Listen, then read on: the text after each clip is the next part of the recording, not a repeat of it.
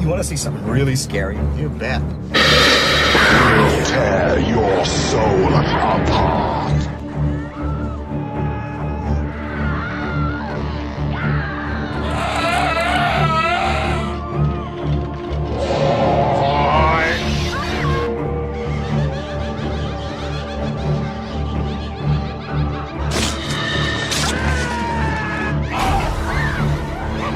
Jesus Christ! No, it's not. Now, was that civilized? No, clearly not. Fun, but in no sense civilized.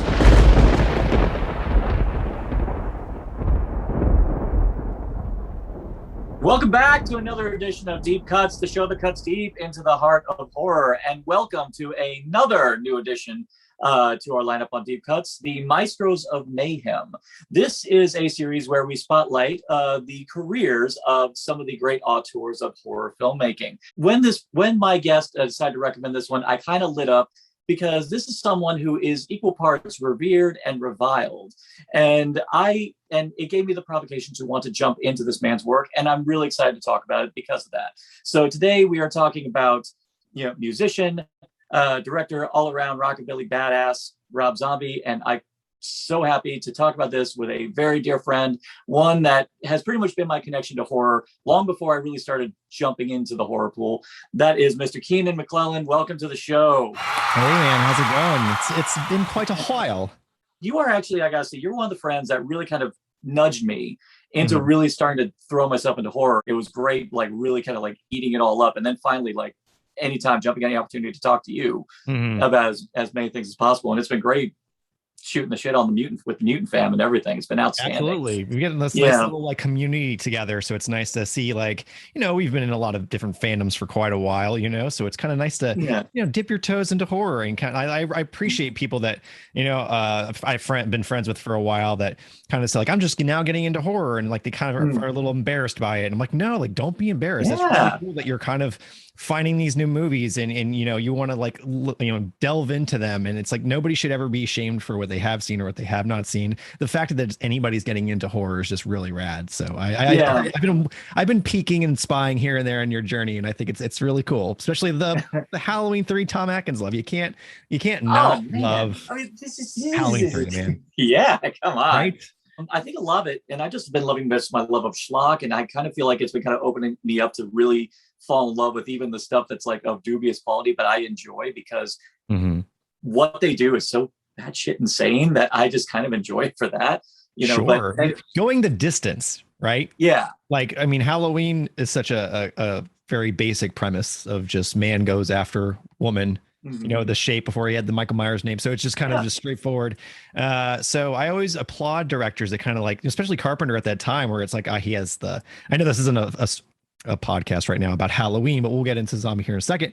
I was about to say, this is actually a good jump in, to be honest. Right. Yeah. So it's like, you have a new director, and Carpenter's kind of passing on the idea of what they wanted to do with the Halloween franchise. So it's kind of going, like, throw me a really crazy script and let's like kind of work with this and let's do something really fun. And I think that's kind of what gravitated me towards Rob Zombie, is a guy he's grown up with all these films. Like, I mean, he's loved this stuff. And whenever he was in White Zombie, like these things were coming out, these crazy 80s horror films. So he's a guy from like the Universal Monsters era. He grew up. Well, he named his band White Zombie after one of Bela Lugosi's films. Exactly. Right. So this guy loves these things. And I think finally getting the chance to have Universal, of all people, make his first film, and we'll get into the drama with all that, I'm sure later. But like having someone finally, like a big budget, the people that made Universal Monsters are saying, okay, we want to fund you and get you to make the craziest movie that you can do.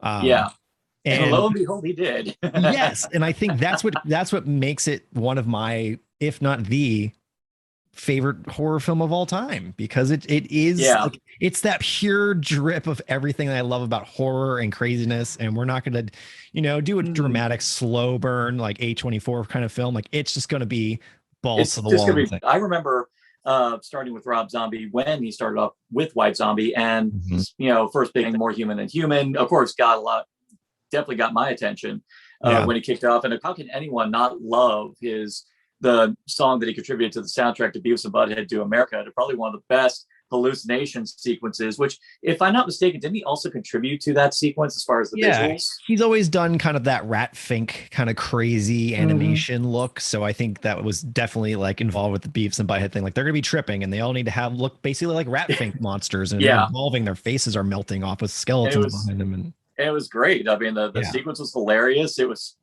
trippy, but also just fucking great song. Yeah, I'm pretty sure it was either that or I want to say Airheads, whenever like White Zombie appears on the stage in Airheads for one moment. That was my first time, seeing Rob Zombie. But then he came out with songs like Dragula, which of course was prominently featured in Twisted Metal 3, along with himself, and Twisted Metal 4. Zombie was the soundtrack of our childhood, technically. Like every video game, I remember. Like I think I wonder, was it Twisted Metal that you could put into your CD player and play the soundtrack? Twisted Metal 3 and 4, which you could actually play as Rob Zombie in Dragula. Oh my god! Game. What? I didn't know. Oh yeah, you could. That's amazing. Oh yeah, and his special weapon was devastating. Yeah, he spat out this horned skull. And it was spinning around, and it spat out this lightning bolt, and anything that was in the vicinity of it got latched by the lightning and got dragged into the heart of the skull, and then it explodes. Oh man, that's rad. How did I know that? That's amazing. Oh man, 2000. That's when I think it was announced that he was going to be making his first movie, and of course going into it with Universal to make House of a Thousand Corpses. But we didn't see it for like how long? A year, because it got shelved for a time. Yeah, so the whole drama behind that was Rob was he made the movie with Universal. They hadn't officially finished it yet. I think it was like 45% done, maybe 60% done. They showed it to some executives, and there was one woman that was in the head of Universal at the time. There was a lot of censorship around 9/11 right afterwards, and a lot of horror, a lot of stuff just got doused. Like it was like we can't, and Rob Zombie's going for the throat with this movie, and like it's just gory. He wanted more money to film more of it, and she just said no. She pulled the plug and said, I don't want to do this. And so Rob was just told the very next day that we're not going to commit to completing this film. Bastard! Even though we filmed it on our lot, it was filmed right behind the Jaws ride in Hollywood. At Universal, they had to stop production because of the tram ride going by every so often, and you could hear the Jaws popping out of the water. She said it was a nightmare filming that movie. Because most of it was filmed at night, so it's like that's kind of crazy. Yeah, I'm sure they're doing tests. And it's like, we're filming movies back here, like. But yeah, so he had to pick things up and just kind of started going to a bunch of different places, shopping it around, and that's why we don't have any special features. Rob never had the chance to pull the behind the scenes stuff and all that, because it was literally like, here's your movie, go away. And he's like, asked for anything, and they said no, that's it, we can't find it. You don't know where it's at. I remember he tried. I remember the first DVD that came out for House of Thousand Corpses, and I remember loving it because they had a great menu of Sid Haig, Captain Spaulding. Shit the bed. Well, howdy, folks. Come on in. We'll sit there and he will just flip you off, just like saying, just fucking make a decision already. I love that era of physical media, especially DVD menus, because there was the Easter egg thing. Like I feel like Easter eggs today are different than what they were then. Like you could literally there was one that was the tiny fuck the stump. Who's there? Tiny. Tiny who? Tiny fuck the stump. It's just like background. Like they were probably going to use it for other kind of DVD menus, just see what happens. But that's all the extras that they had. So they had to load this DVD up with something on top of, I think they also did. There's one behind the scenes. What's that? I remember I think there was a commentary on there. Oh yeah, there's a commentary from Rob on there. And there's also a behind the scenes thing of the scene where they are lowering Jerry and everybody into the pit in the middle of the night. And they have the big balloon up in the sky, giving the moonlight kind of thing. And they're just trying to get the crane thing to work. And it's just a lot of people just standing around in the cold talking. But that's like it. That's all Rob had for behind the scenes of this movie, which is crazy because then you see The Devil's Rejects. And then when they gave that film, its own special features. It's like 2 hours, 4 hours, I forget. It's huge. Yeah, I was working at Blockbuster when it finally came out, and I know I saw something just wild that I'd never seen before in my life. Oh yeah. At all, because I think at that point the concept of grindhouse cinema had really never entered my consciousness. Admittedly, yes, fortunately, because the movie Grindhouse came out, finally brought that to my attention. Yes, and it was inevitable I was going to love this freaking movie. Sure, yeah. Yeah, and that was also my first time seeing Sid Haig. And just that the opening prologue alone. 1, fuck your mama. 2, fuck your sister. 3, fuck your grandma. This is not going to be anything written by Kevin Williamson. I'm going to tell you that. Right, yeah. No, it's filmed just really vividly. It's intense. You know, that opening scene, it sets up the whole film, man. Like it's such a good cold opener, you know. The spirals into this trip to hell, and vocal characters who go into it are so annoying. You're totally cool with anything the Firefly family does to them. Of course, now we're good with it because one of them is Chris Hardwick. But I mean, yes, I saw that movie before I saw The Office. Like I didn't know who Rainn Wilson was before Corpses. I got to see Corpses in theaters. Luckily, I was at the Point Orlando Theater with a few friends of mine, and it was one of those things where Spencer's Gifts around Halloween time was giving away like CDs, like a little audio CD, and it had like 4 Rob Zombie tracks, and I think like a few tracks off the soundtrack. But we didn't know anything yet about Corpses, or like what it was. We just knew Rob Zombie had a movie coming out, and it was called House of 1,000 Corpses. And if you put this disc into your computer, it would play a trailer for it. And this is before YouTube, but the trailer has literally nothing to do with the movie. It's 2 guys, and you can look this up on YouTube. It's 2 guys in hazmat suits, and they're digging away in the mud, and it's pouring down rain. It's in front of the corpse's house, and there's like floating bones and stuff, and the camera just pans down with these guys in hazmat suits and says House of 1,000 Corpses. In the movie, you're just like, what? Where are those guys at? Yeah, so it was really weird. Like they had different ideas in mind of what they wanted to do with it, and it was crazy that Rob, once he got his film back, he basically filmed the rest, like the next 20 to 30% of the film, in his own basement. Like he brought Bill down, and he was friends with Bill Moseley, his wife Sherry Moon.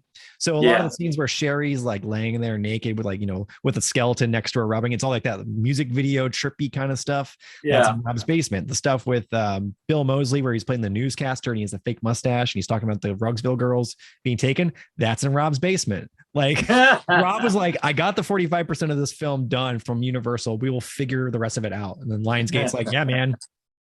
Keep doing that, because I'm sure they probably bought it for a decent price. It wasn't quite very expensive, and probably not. They definitely made their money back on it. Rob got the last laugh in the grand scheme of things, and let's face it, did give a nice career resurgence for both Sid Haig and for Bill Moseley.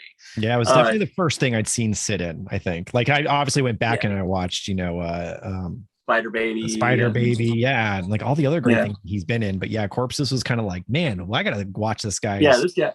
And very promptly at the next MegaCon I went to, Sid was there, and he was just a insanely cool guy, just really up for anything the fans had to throw at him. Absolutely, very sweet guy. Yeah, and I definitely miss him, but I was just happy that I had that good memory with him. Bill Moseley, on the other hand, I got nothing but great memories with him because of my time. I thought you were going to say the opposite. Well, because I performed Repo's Genetic Opera so many times, playing Luigi. That's right. So many times. So yeah, exactly. And the funny thing is, when I met he actually saw the show, and he's like going, I don't remember playing it that crazy. Oh, yeah. Yeah. The thing about Bill is that you meet him in real life versus Otis Driftwood or even Chop Top.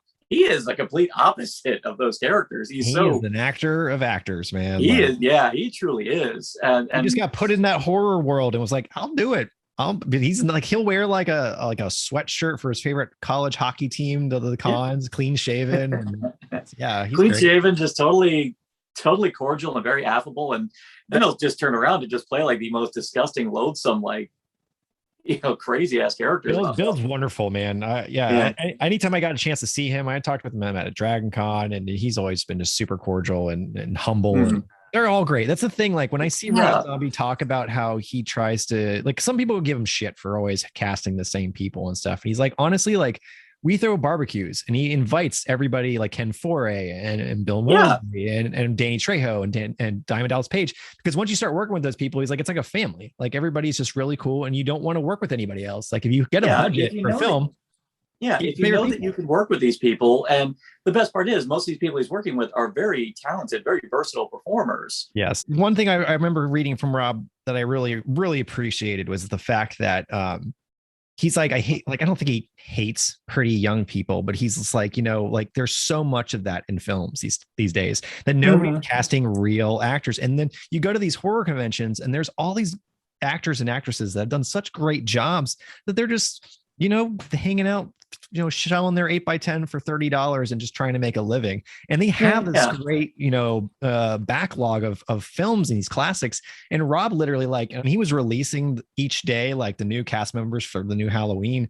It was just like pulling it, like it looked like a con, like all the different people from our convention coming out. Yeah. Daniel Harris, friggin' Danny Trejo, friggin' William Forsythe. Yeah, like it was so cool. And it was just like, I love that he was like, I'm pulling these people, and like even Lords of Salem, like someone like just there's so many other great females in that film as well. Patricia Quinn. But that's what I really appreciate about Rob is that he pulls really good talent for his films.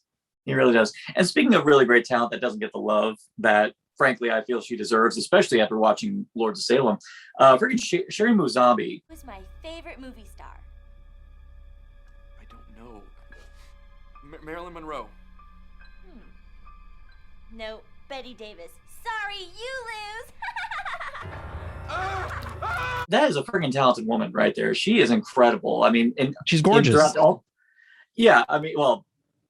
thing. But, I love the fact that she is up for anything as far as what Rob puts her through in those movies. I mean, well, anything's she gets very squeamish around gore and like really intense gore.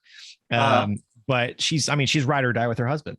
So she thinks Rob is going to be good with it. She'll do it, but she's very like, oh God, she's still a very girly girl in the end. But she loves her husband. She'll do what she wants to do. Well, then, that's definitely a testament to love right there, because the things that we see her go through in all those movies. I mean, the movie 31, that really is like her show. I mean, that really is like her showcasing herself as a badass heroine character. And she really puts herself through hell on that one, right to the dead end. And I gotta say, I love the ending. The ending I love the ambiguity of that ending. And I think a lot of it was just because I loved the way Sherry Mouzambi convey that arc leading up to that dead end, where it's like, where it could literally be a dead end where, one of them is dying on that road, but it could go either way. And that's kind of amazing. I always love it when it ends with two people on equal terms. They're both, and you don't know where it's going to go. Yeah, the last two. Yeah, and speaking of what's the actor's name that played Doom? Richard. Yeah, actually, it's funny. Get out of my brain. I was about to segue into him too.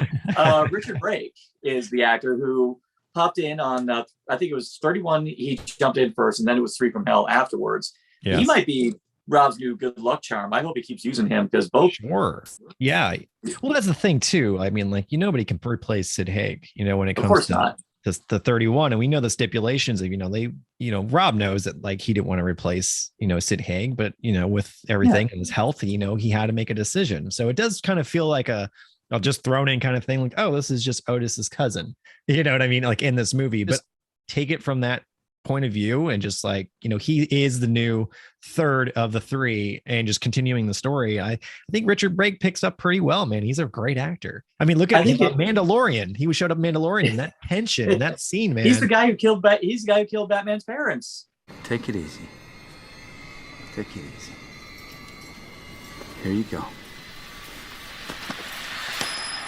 Well, right. Yeah, man. Yeah. Jeez, he's the White Walker with the fucking thing. Yeah. Incredibly talented character actor. And I feel like Rob Zombie's the one who really, I think, has been able to use him to his peak to really show the full extent of what he's capable of as a performer. I was trying to figure out, because I knew Sid Haig had died, like kind of during production on 3 from Hell. So I was wondering, I was like, how the hell do you stand in? I mean, because I admit I raised a brow just even at the notion of a third Firefly family movie because of the way Devil's Rejects ended. But sure, yeah. And I was like, how do you go forward from there? And I mean, while I won't say 3 from Hell was the best of the trilogy, I won't lie. I mean, if you continue on with these three, especially with Richard Brake, I'm good with it. Sure. Yeah, man. Like that's why I said, like, keep it going. I love these characters. And like, I love just the write-off of just like, wow, how did they live through this? They just did. Chances for survival are less than 1,000,000 to 1.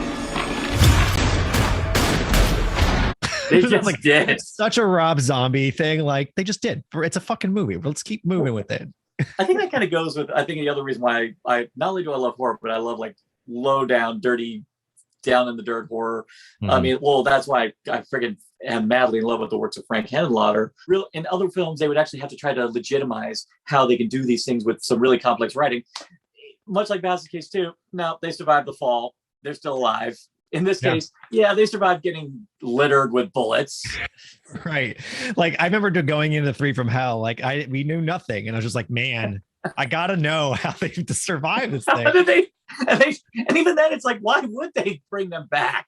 Right. Like, yeah. Like these three need to be resuscitated stat. Like, really? All right. They only took out how many police officers like in Devil's Rejects? Yeah. Of course, playing Texas, I guess you're gonna be like, oh, the friggin' tree-hugging liberals, say death penalty no good. Kind of thing. It's like, no, I'm pretty sure we would say kill their asses too. Yeah. What was it the Wydell family clan? police brothers. No, I don't know, but it was good. Yeah, Rob. I mean, he's a big fan of those kind of films too. I mean, it's obviously a huge homage to Bonnie and Clyde, and just that kind of killers on the run kind of thing. And Devil's Rage. I mean, obviously, like I think Corpses will always be top for me, just because it's a horror film. Devil's Rejects kind of plays in different genres, not just horror. It kind of plays in kind of like a dramatic on the road kind of story too. It doesn't have to be horror, because technically they removed all the real horror elements. Like there's that deleted scene where Dr. Satan rips out Rosario Dawson's throat in have you not seen that one? I have not. And okay, so look that one up on YouTube. Yes. I'll find it. I'll put it. I'll cut to.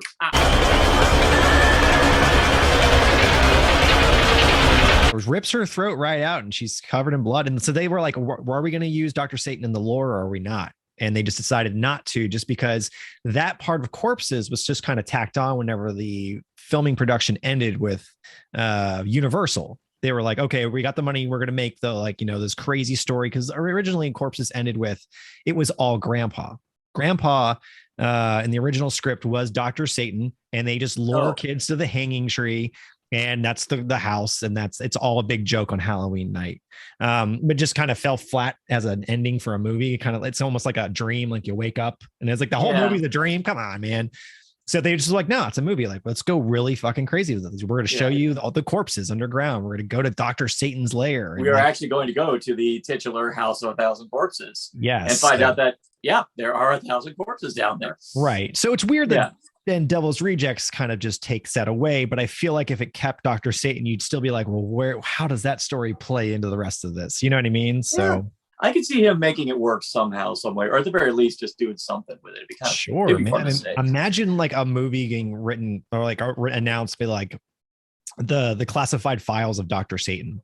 Like how cool! You now get to see like how the beginnings of Dr. Satan and what led to the hanging tree, and like that whole beginning part of where that house ended up and how it ended up. Like, because I mean, you'd have Captain Spaulding, but obviously be a lot younger as Cutter, and then he meets Vera, or I'm sorry, Mother Firefly. They'd all be younger casts. And I think that would be such a cool little thing. Like, delve into the Dr. Satan stuff. We barely know anything about it. Well, yeah. I mean, normally I'm not down with prequels, just because normally you pretty much already know where it's going from the get go. But if it's so vague, like you don't know like practically anything, and if you have the capacity to surprise us with something, then God bless, go for it. Go nuts with it. And there's enough wiggle room on that, and enough time leading up to it. Heck, it could be like, you can see the birth of baby. Yeah. That'd be kind of like the fun way to start. Yeah, go that far back. That would be that'd be kind of wicked. Devil's Rejects, I saw that one in the theater. And actually my funny story about when I went to go see it is that there were kids behind me huffing spray paint. Yeah. Yeah. Lovely. That That was a fun little story right there. But handful of drugs, but they'll spray some spray paint into a bag. Let's go see that new Rob Zombie movie. Which I'm sure they had a wonderful time until they got their asses kicked out. Yeah, that was definitely the one where Rob Zombie was trying to really make kind of a, I guess you could say it is a much more cohesive film, like as far as like just the tone, the narrative, and even the execution. I mean, it's a film that feels much more together. But honestly, I love Corpses for the chaos.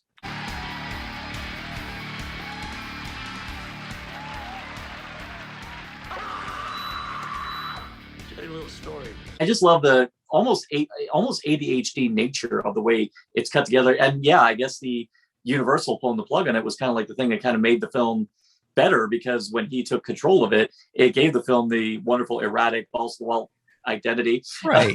Yeah. A lot of people shit on it because they're like, well, it's just a Rob Zombie music video with all these like cuts and crazy colors. And I'm like, honestly, I think that's fun. I think it adds a lot to that movie. It's kind of like people complaining about, Godzilla movies having too much Godzilla. I'm like, right. I call this a win. I call this a win here.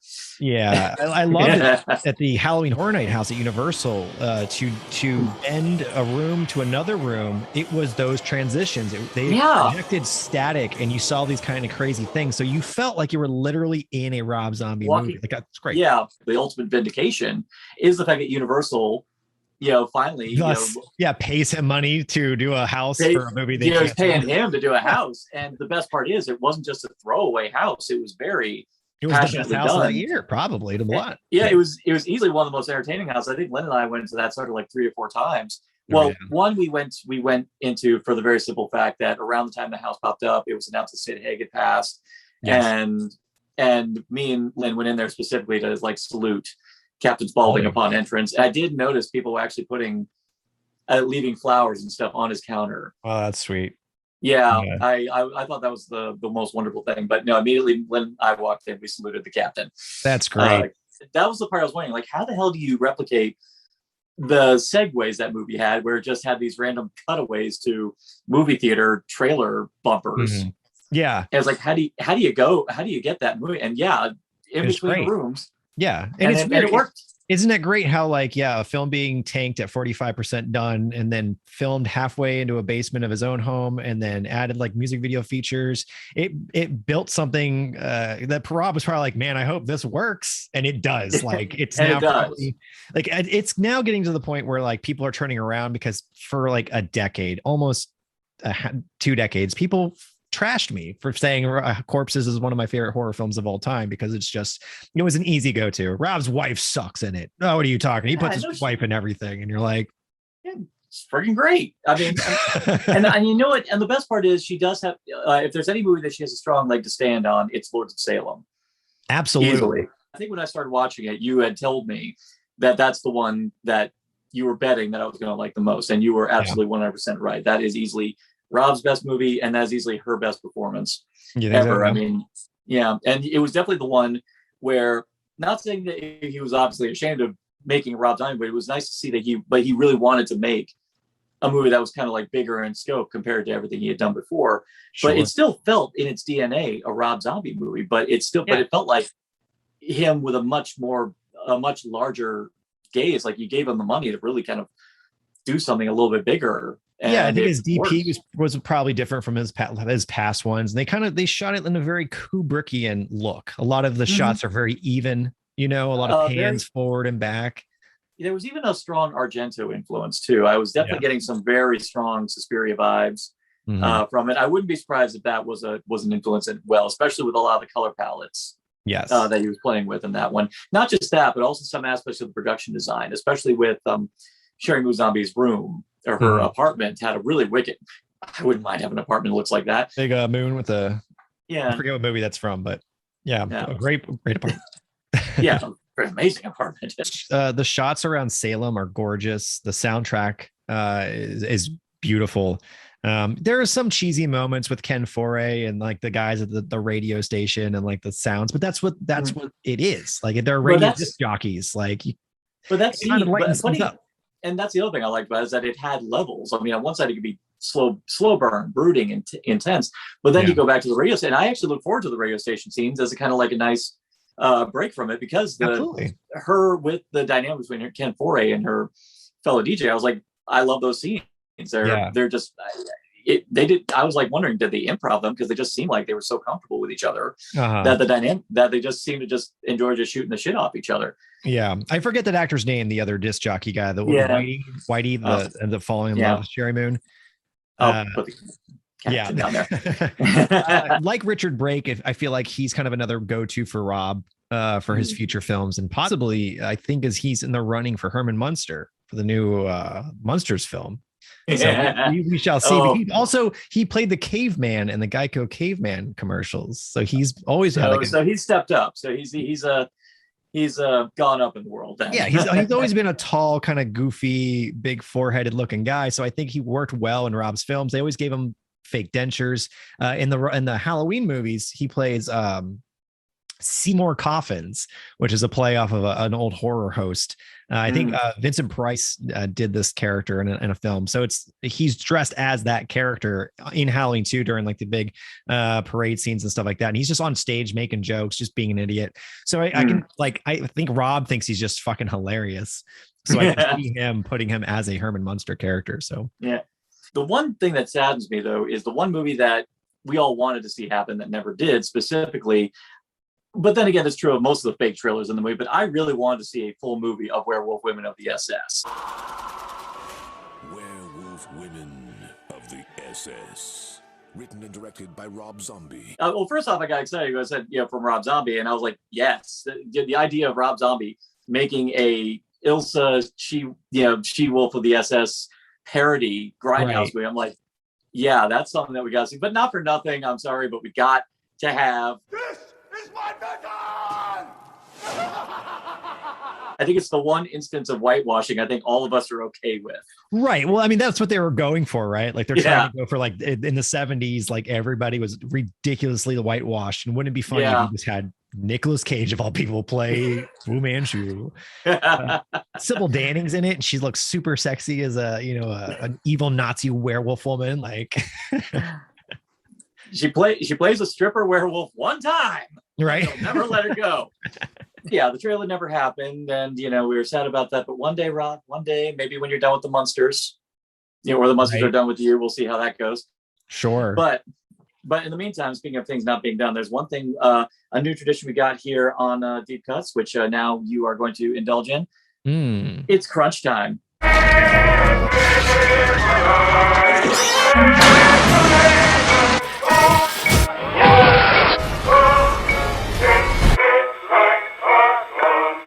Oh boy. Crunch time. It's our game show feature we have here on Deep Cuts. The crux of the game is very, very simple. I give you a subject for a top 5 relating to today's topic, and you have to give me your top 5 within the span of 30 seconds. Anyone could list out their top 5 in 30 seconds, but I'm going to throw in a little caveats, a little thing to trip you up a bit. So you have 30 seconds to tell me the top 5 worst characters in a Rob Zombie film that aren't the killer characters. Okay. 30 seconds. Top 5 worst characters that aren't the killer characters.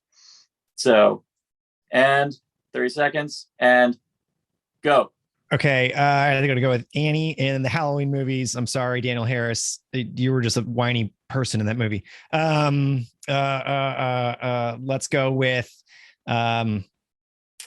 with Whitey in Lords of Salem, boyfriend character. I'll go with the ice cream man in Three from Hell. Why was he there? 3